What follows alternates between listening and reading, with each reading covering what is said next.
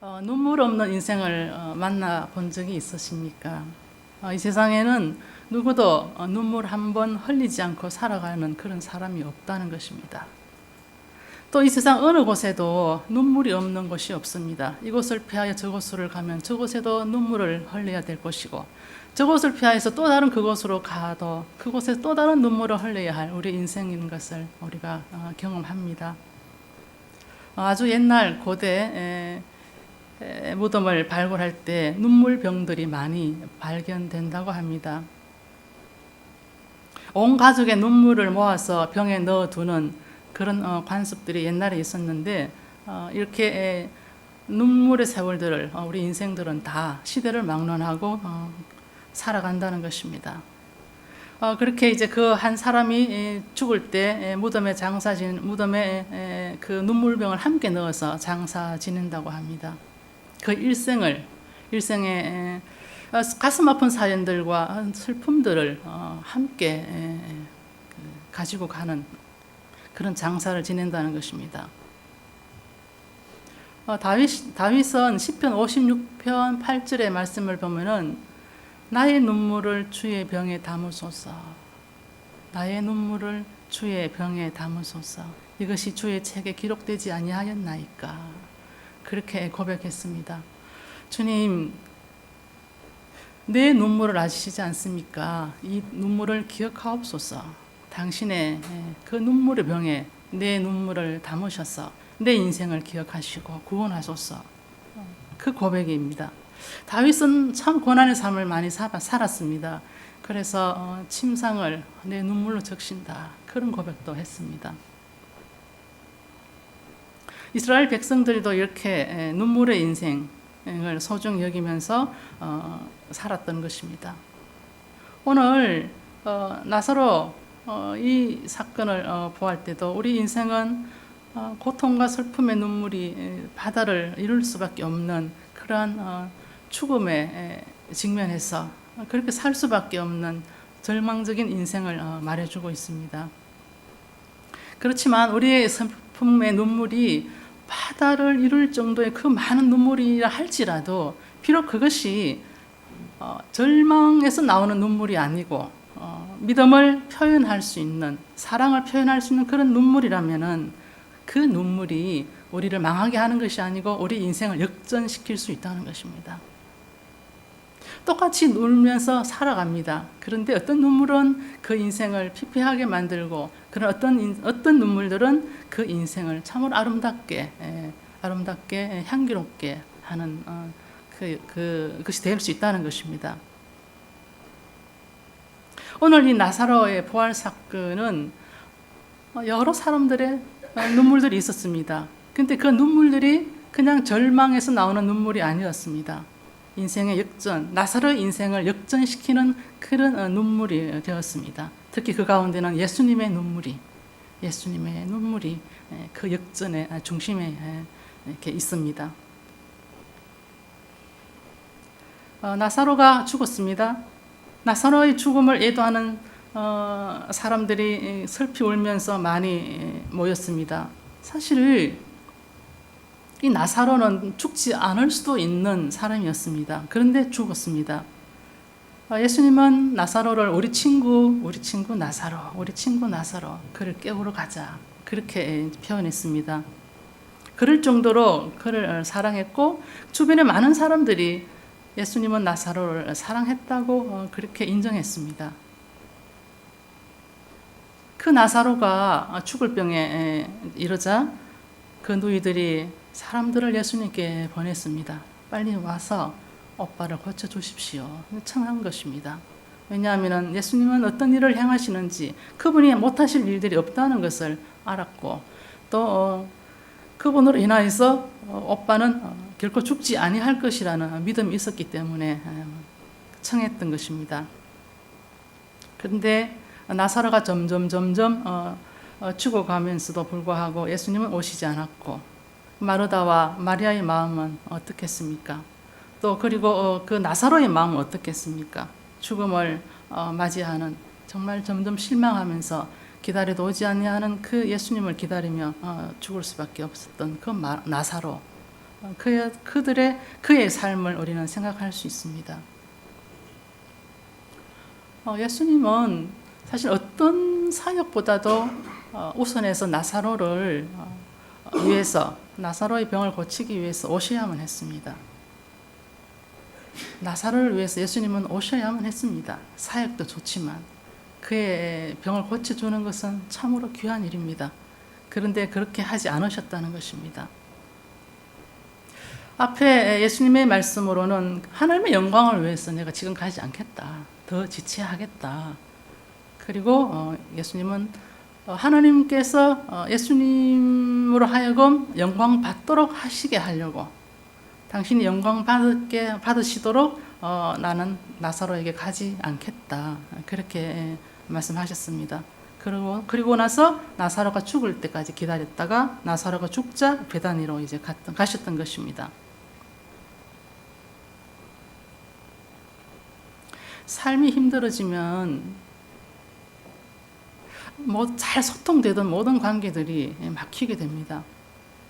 삶이 힘들 때 막혔던 분들이 오히려 더 소통이 잘 되면 우리가 위로를 받고 살아갈 힘도 얻을 텐데, 잘 나가던 관계나 모든 것이 좋았는데 삶이 힘들어지면 점점 그런 소통이 막혀지는 것을 우리가 경험합니다. 뿐만 아니라 하나님마저도 그 음성을 들려주시지 아니하시는 그런 때를 경험합니다. 아무리 울부짖어도 그분은 계시는지 안 계시는지, 내 기도를 들으시는지 안 들으시는지, 도대체 나를 어떻게 두시려는가, 그렇게 생각되어질 때가 있습니다. 이때는 우리의 믿음이 위기를 맞게 되는 때입니다. 우리 존재가 힘들 때 사실은 우리의 그 삶의 문제로 인해서 우리가 망하기보다는 우리의 믿음의 위기가 생긴다는 것입니다. 어려울 때 그분이 침묵하시고 또 안 계시는 것처럼 느껴질 때, 혹시 그것이 사람들과의 관계에서 그런 일이 일어난다면 우리는 사람과의 관계는 아마 끊게 될 것입니다. 그렇게 끝이 날 수 있겠지만은 이 믿음의 위기에 있어서는 사람들과의 관계가 다릅니다. 하나님과의 관계는 끝나지 않는다는 것입니다. 내가 어떤 상황이 있다 할지라도, 어떤 어려움을 겪고 있는다 할지라도, 내가 지금 통곡하고 있는 그 상황이 있다 할지라도 하나님과 나와의 관계는 끝나지 않는다는 것입니다. 오히려 새로운 관계가 형성되는 그런 시점을 가지게 됩니다. 하나님과 우리의 관계는 마치 줄당기기를 하듯이 밀당하시면서 우리의 믿음을 키우시기 때문입니다. 우리의 믿음은 참으로 공부할 때는 내가 그 믿음을 만들어가는 것이 아니라 하나님께서 내 믿음을 키워가신다는 것입니다. 밀당하시면서 은혜를 주셨다가 또 은혜를 마르게 하셨다가, 눈물을 주셨다가 눈물을 거두셨다가, 이렇게 저렇게 밀당하시면서 우리의 믿음을 키우시는 분이 우리의 주님이십니다. 그래서 어떤 면에서는 믿음의 열쇠가 내 편에 있다기보다는 하나님의 손에 달려있다고 볼 수 있습니다. 그래서 한번 우리가 주님의 그 은총을 맛보았다면, 오늘 찬송에서처럼 언제인가 모르지만은 그 은혜를 한번 맛보았다면은 우리는 그분의 손에 이미 손 안에 있는 존재로서 결코 그분께서 나를 포기하지 않기 때문에 내 인생이 어떠하든지 간에 우리의 구원은 약속된다는 것입니다. 사랑하는 자기의 백성을 버리지 아니하시는 분이 우리 주님이시라는 겁니다.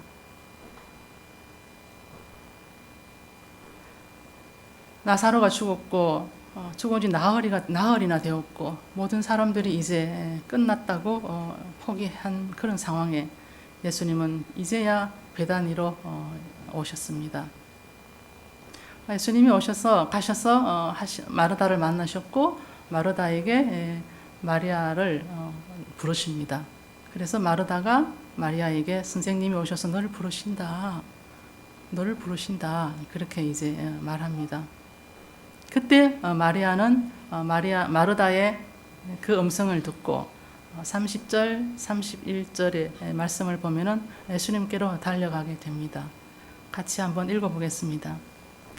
예수는 아직 마을로 들어오지 아니하시고 마르다가 맞이했던 곳에 그대로 계시더라.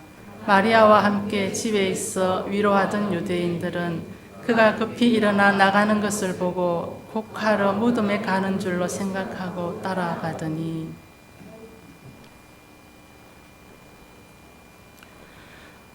나사로가 죽은 지 나흘이 되었고 무덤에 안장되었습니다.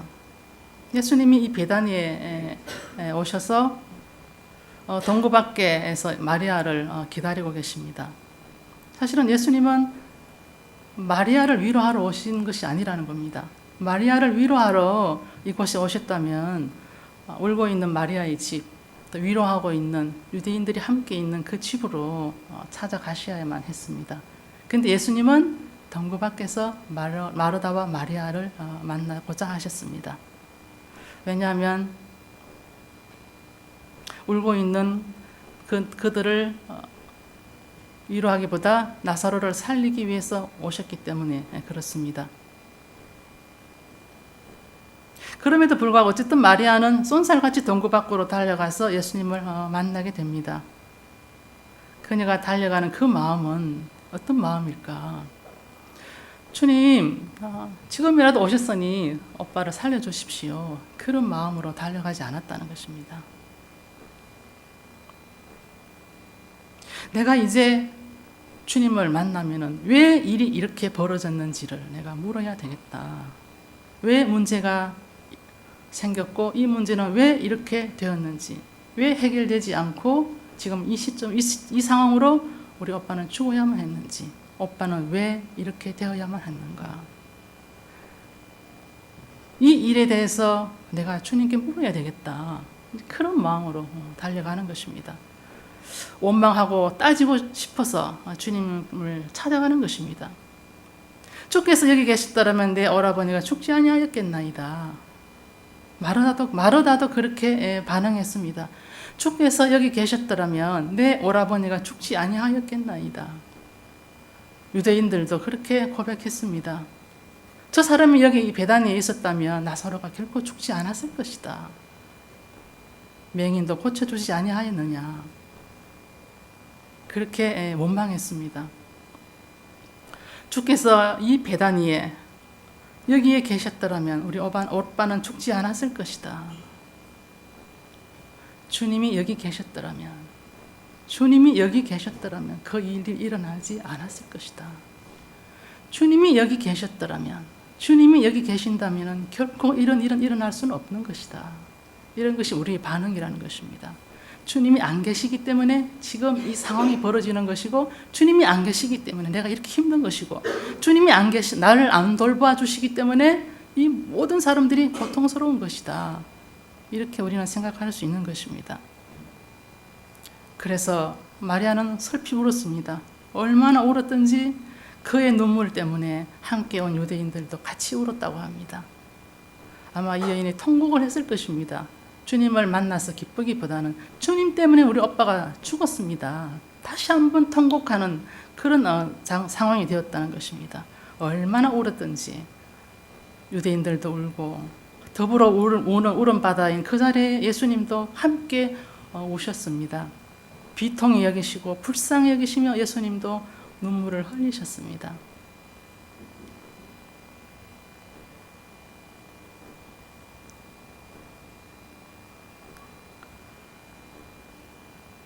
심령에 비통히 여기시며 눈물을 흘리셨다. 이렇게 예수님의 눈물에 대해서 기록하고 있습니다. 비탄하니 생각하시며 왜 이렇게 예수님은 우셨을까? 우신 이유는 무엇일까? 예수님은 마리아와 이 유대인들 위로하러 온 이 유대인들의 눈물을 이렇게 보시면서 이제 당신이 죽게 되시게 되는데 당신 자신의 죽음을 지금 직면하고 있는 것입니다. 예수님도 이제 곧 죽으셔야 되고 나의 죽음에 대해서 슬퍼할 어머니 마리아, 또 애통해야 할 내 형제, 내 누이, 그리고 제자들, 나를 사랑하는 수많은 여인들, 그들의 눈물을 예수님은 미리 보시는 것입니다. 그래서 이 나사로의 죽음이 당신 자신의 죽음이 되었고, 나사로의 죽음을 슬퍼하며 애통해야 하는 그들의 눈물이 자신의 눈물이 되었기 때문에 예수님의 눈물은 모든 상황들을 반전시켜 내실 수 있는 그런 눈물로 이제 바뀌게 되는 것입니다.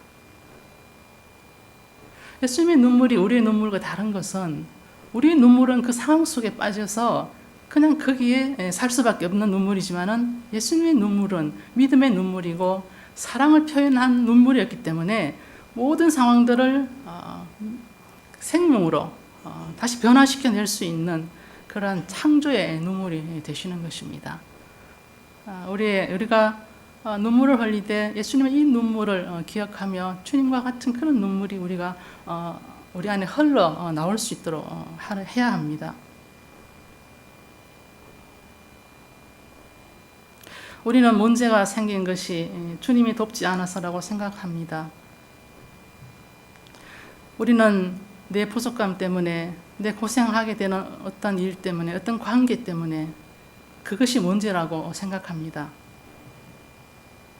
그런데 문제는 그런 것이 문제가 아니고, 우리가 정말 문제로 삼아야 될 것은 그런 상황 가운데 내가 예수님이 안 계신다고 믿는 것을, 그것을 문제 삼아야 되는 것입니다. 그렇게 어려운 상황 가운데 예수님이 나를 사랑하지 않고 나를 버리시는구나, 그것을 확신하는 그것에 대해서 우리는 문제로 삼아야 되는 것입니다. 왜냐하면 예수님은 육체로서 사시면서 우리와 똑같이 겪으실 것을 다 겪으셨을 뿐 아니라 오늘 이 나사로의 죽음으로 인한 많은 사람들의 눈물에 하나가 되셔서 당신의 모든 것을, 생명을 주시는 분이었기 때문에 우리가 생각하는 문제는 그분이 안 계시다고 믿는 것과 그분이 사랑하지 않는다는 이것을 문제로 삼아야 된다는 것입니다.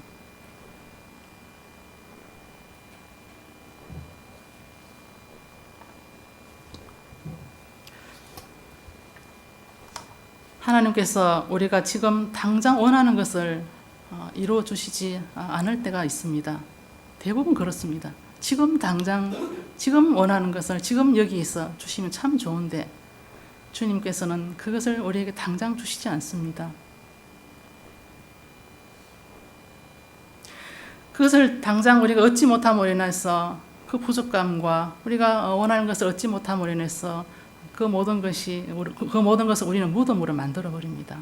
이것도 안 주시고, 이것도 안 되고, 이것도 어렵고, 이것도 힘들고, 이것도 아프고, 이것도 슬프고, 이 모든 상황들을 우리는 무덤으로 만들어 버리는 것입니다.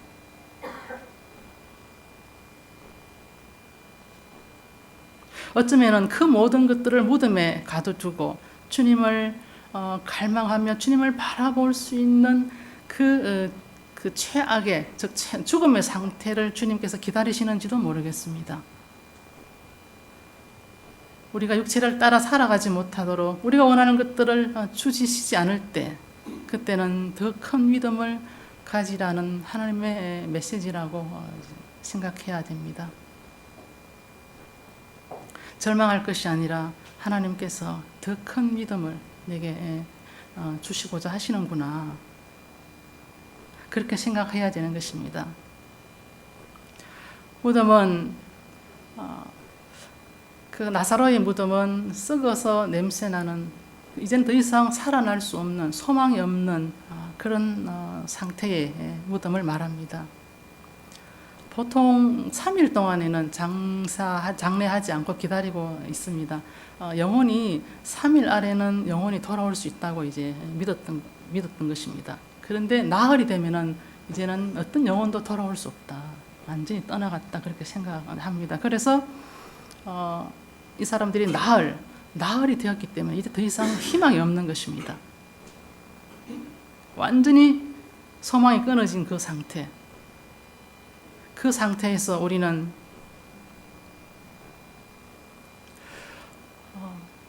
하나님만을 바라보는데, 그 상태에서 그 무덤의, 그 절망적인 그 무덤의 상황에서 우리는 영혼의 병을 고쳐 주시기를 원하시는 주님을 만날 수 있는 것입니다. 우리가 많은 상황들을 무덤으로 만든다고 말씀을 드렸는데 때로는 우리 질병이 우리를 무덤 속에 가두기도 합니다. 그런데 우리의 죄는 우리 영혼의 질병이라고 말할 수 있습니다. 우리가 많은 질병을 가지고 있지만은 내 영혼의 질병이 되는 이 죄 문제에 대해서는 우리가 간과하기 쉽습니다. 예수님께서 반드시 되돌려 놓고 싶어 하시는 것은 이 죽음을 생명으로 반전시키고 싶어 하시는 것입니다. 이 죄로 인하여서 생명이 죽음이 되었는데 이제 이 죄 문제를, 이 영혼의 질병을 고쳐주심으로써 죽음이 생명으로 되돌리시도록 하는 것이 주님의 뜻이라는 것입니다. 그래서 나사로를 죽게 하셨습니다. 그래서 내 병을 안 고쳐주시는 것입니다. 그래서 나를 실패하게 만드시는 것입니다. 생명이었던 나를 죽음에 이르게 하였고 이제는 죽음인 나를 생명이 되게 하시려고 그렇게 하신다는 것입니다. 많은 사람들이 무덤 속에 살고 있습니다. 그리고 많은 사람들이 이 반전을 기대하고 있습니다. 그런데 많은 사람들이 그 되돌림의 은총을 누리지 못합니다. 물론 하나님께서 은혜로 주시는 일이긴 하지만 우리가 할 것은 정말 예수님처럼 고통하며 아파하며 애통해야 하는 그 눈물로서 주님 앞에 나아가는 회개가 있어야 되는 것입니다. 죄 많은 여인 마리아가 예수님의 발을 눈물로 적셨습니다. 그리고 향유를 붓고 회개했습니다. 용서함을 받았습니다.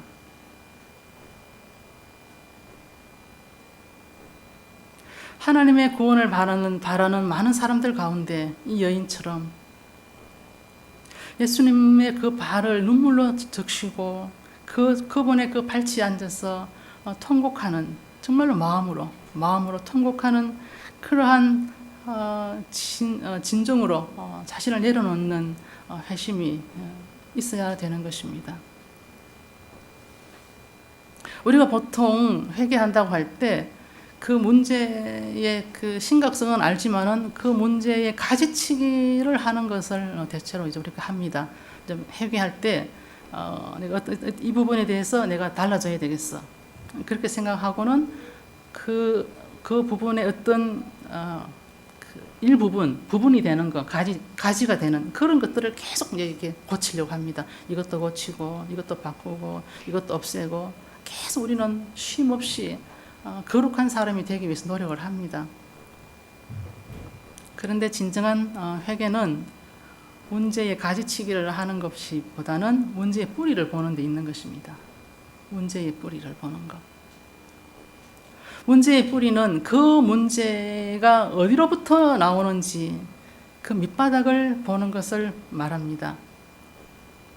내 존재 밑바닥에 그 문제의 그 뿌리를 계속 보고 있노라면 우리는 거기서 내가 누군지를 그 실존을 만날 수 있습니다.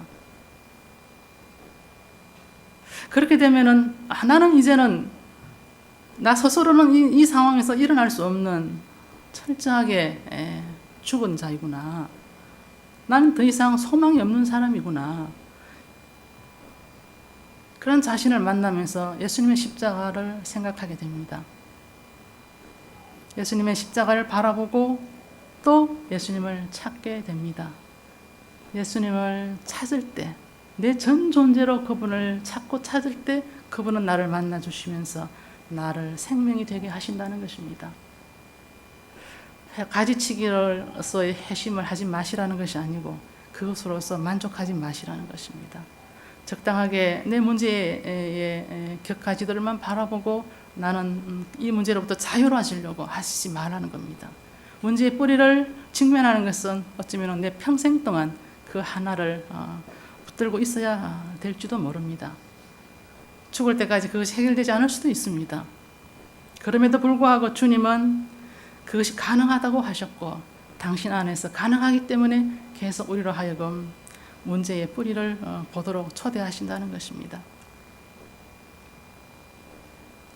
여러분, 내 자신의 연약함을 있는 그대로 직면하고 고통스럽지만 주님께서 다시 살리실 것을 믿고 눈물로 간구할 수 있는 그런 믿음이 있습니까?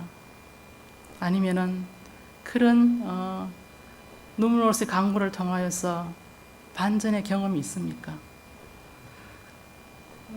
질병의 문제로부터 자유로워지고 어떤 물질의 문제로부터 자유로워지면서 우리는 은혜를 누리고 반전의 경험도 있겠지만 정말 죄로 인한 반전의 경험이 있습니까? 용서는 용서받은 사람의 그 자기 안에만 머물러 있지 않습니다. 용서받은 은혜는 내 안에만 갇혀 있는 것이 아닙니다. 용서받은 사람의 영혼은 이미 그 무덤 문이 열려졌다라고 말할 수 있습니다. 그래서 용서받은 사람의 그 은총은 자연스럽게 교회 안에 퍼져나가게 되어 있습니다.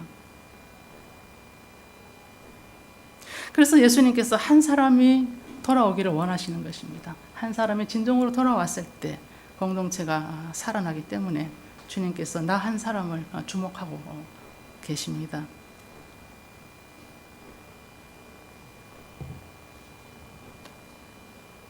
예수님이 지금 나에게 요구하시는 것은 완전히 막혀버린 그 무덤을 돌로 막아놓은 그 돌문, 그것서 돌을 옮겨 놓는 것을 우리에게 요구하십니다. 마문을 열라는 것입니다. 돌을 옮겨 놓아라. 문을 열어라. 문을 열어라. 오랫동안 문을 닫고 무덤 안에 갇혀 있으면 참 편안합니다. 신경 쓸 것이 없습니다.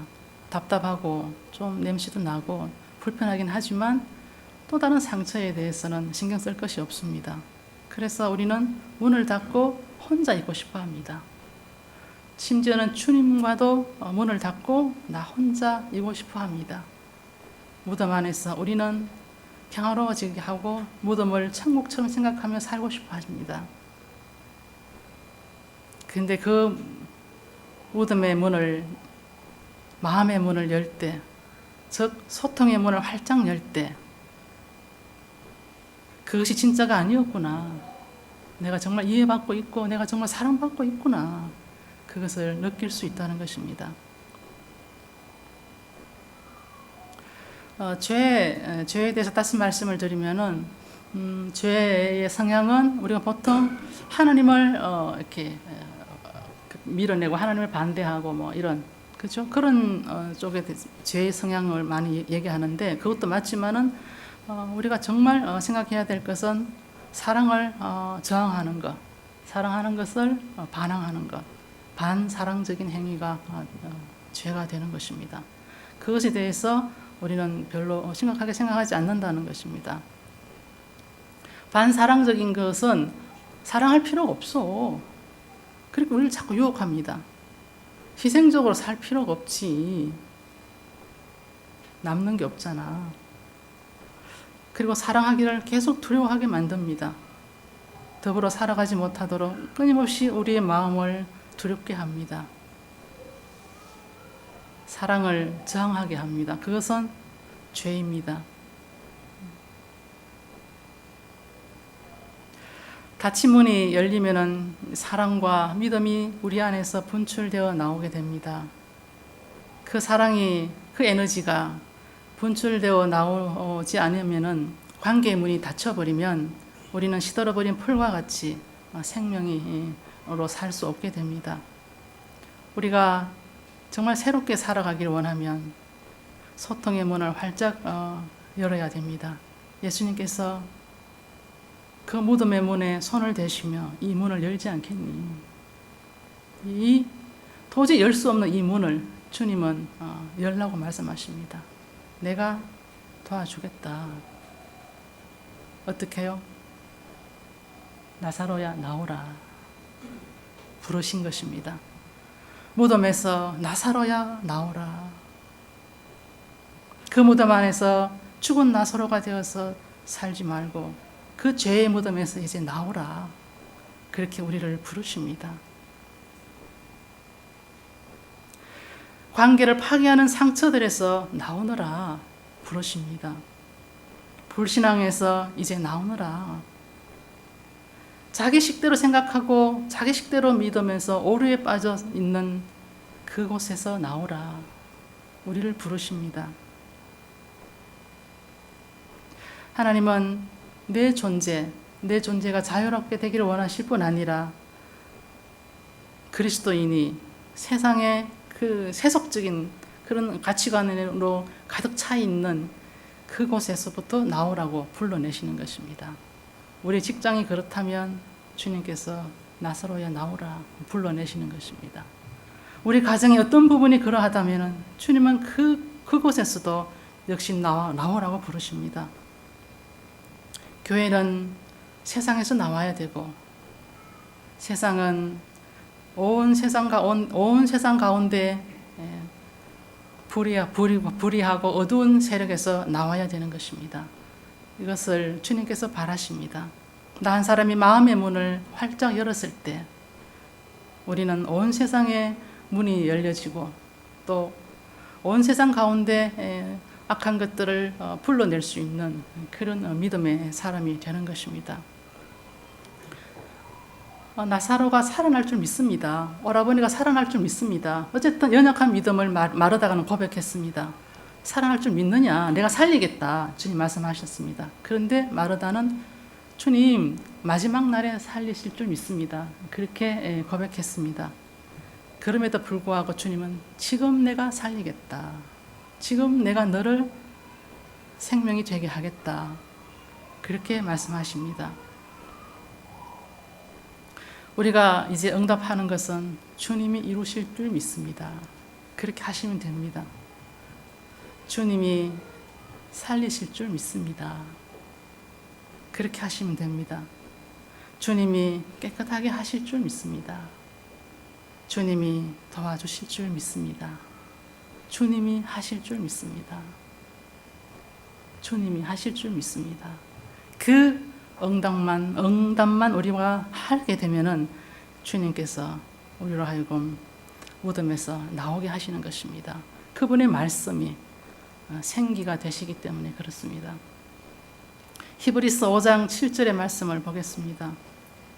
우리가 주님이 이루실 줄 믿습니다. 이렇게 고백함으로 모든 것이 가능하다는 근거가 이 말씀에서 찾을 수 있습니다. 같이 봉독합니다. 그는 육체에 계실 때에 자기를 죽음에서 능히 구원하실 이에게 심한 통곡과 눈물로 간구와 소원을 올렸고 그의 경건하심으로 말미암아 들으심을 얻었느니라. 그리스도께서 육체로 살아계실 때 자신의 죽음과 부활을 능히 이루어 가실 하나님 아버지께 심한 통곡과 눈물로써 간구하시고 소원을 올리셨습니다. 그리고 그의 거룩하심으로 말미암아 하늘 아버지는 아들의 모든 간구와 소원을 들어주셨습니다. 그래서 그리스도께서는 하늘 아버지로부터 모든 간구와 소원을 얻었습니다. 심한 통곡과 눈물로써 주님은 하나님 아버지께 자신을 바쳤던 것입니다. 정말 닭똥 같은 눈물을 흘리면서 기도해 보셨습니까?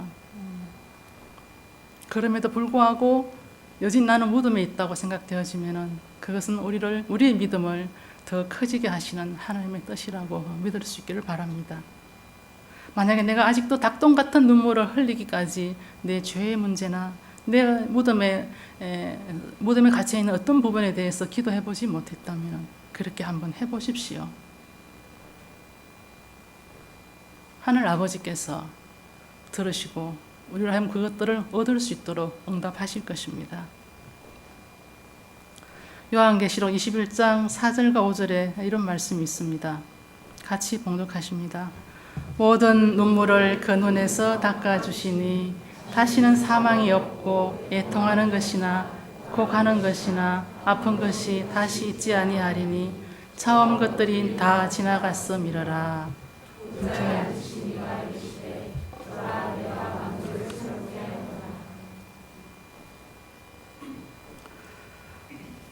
우리의 눈물에는 예수님의 눈물이 있습니다. 그 눈물 안에 우리의 눈물도 있습니다. 주님께서 우리를 살리시기를 원하시고 우리는 그분께서 나를 살리실 줄 믿습니다. 이러한 믿음과 그분의 사랑 안에서 우리는 눈물로서 우리의 구원을 얻게 되는 것을 알게 될 것입니다. 이러한 은혜, 내 인생이 반전이 되는, 어둠에서 빛으로, 죽음에서 생명으로 반전이 되는 은혜가 일생 가운데 넘치기를 바랍니다. 기도하시겠습니다.